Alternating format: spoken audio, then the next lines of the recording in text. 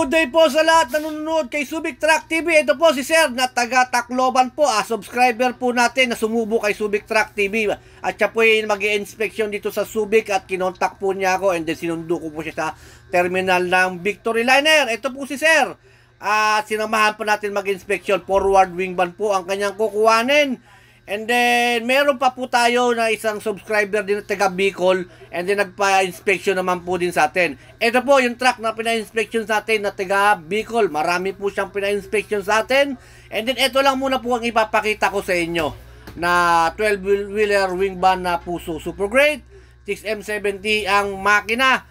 And then, sa taga Canada naman po, shoutout po sa inyo sa Sir Randy Reyes. Si Sir Randy Reyes naman po ay nagpa-auction sa atin. Opo, ako mismo ang lalaban sa kanya sa auction. Ako na rin ang namili ng truck ni Sir Randy Reyes ng taga Canada para po sa mag-auction po ako rito sa Subic. Para po labanan po yung napili ko. And then pinakita ko po kay Sir Randy yung kanyang forward wing man na lalabanan. 4 po yung kanyang sinend ko sa kanyang mga lalabanan. Syempre kung matalo sa 3, may isa pa. Kung sakaling sinong pinakamababa sa 4 na yon.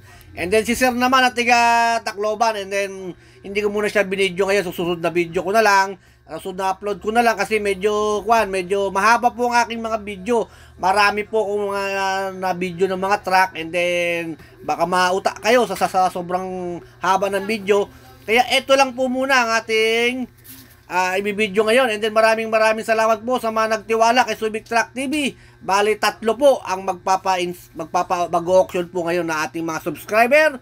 Yung tiga Tacloban po na si Sir, and then tiga Bicol, and then si Randy Reyes ng Canada. Ito po ang kanyang mga ating subscriber na mag-auction. Ito naman po yung tiga Bicol naman po ito, si Mr. Guardiola na tiga Bicol. Ayan po, sinabi ko na po yung kanyang apelido. Ayan po.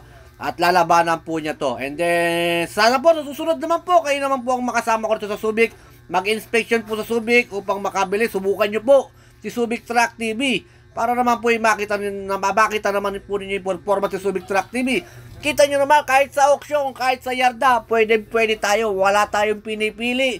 Wala tayong pinipiling mga yarda o auction man o yarda man. Kaya po, ito po. Ayan po, nag-i-inspection po ako. Ako po yung nag-i-inspection ng truck. Ako yung sumisilip sa pangilalim. Ako na rin yung nagpapaandar. Ayan po, lahat po. Sa akin na po, nakaatang lahat. And then, lalabanan na lang po nila, Sir. Duruin nyo, 1 million ang halaga. Nagtitiwala sila sa Subic Truck TV, ha. Hindi nila nakita yung truck. Sa video lang nila nakita yung truck. Pero, kita nyo naman, lalabanan nila sa auction, ha. Kita nyo naman, tiwalang-tiwala sila kay Subic Truck TV pagdating po sa pagpili po ng truck. And then, marami pa po tayo mga customer o mga subscriber na nagtitiwala po kay Subic Truck TV. And then, sana po kayo naman po magtiwala kay Subic Truck TV para po masubukan po ninyo ang ating performance. And then, once again po, ayan po, ang in-inspection ko kay Sir na taga Bicol, ha. Ayan po, ha.